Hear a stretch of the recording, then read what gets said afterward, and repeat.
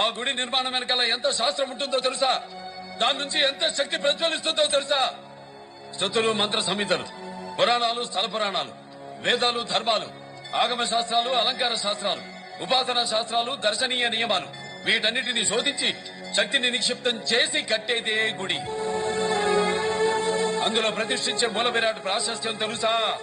సర్వమాన సౌభ్రాతృత్వాన్ని బోధించడానికి సాక్షాత్తు ఆ కలియుగ దైవం వెంకటేశ్వరుడు, ధర్మతత్వాన్ని బోధించడానికి శ్రీరాముడు, జీవిత సత్యాన్ని బోధించడానికి శ్రీకృష్ణుడు, ఆత్మతత్వాన్ని బోధించడానికి ఆ పరమశివుడు, ధైర్యాన్ని ఇవ్వడానికి ఆంజనేయుడు, కార్యసిద్ధికి ఆ వినాయకుడు, సంపదకి లక్ష్మి, విద్యకి సరస్వతి, సకల దేవతల శక్తి స్వరూపాన్ని ఇవ్వడానికి సాక్షాత్తు అమ్మవారు.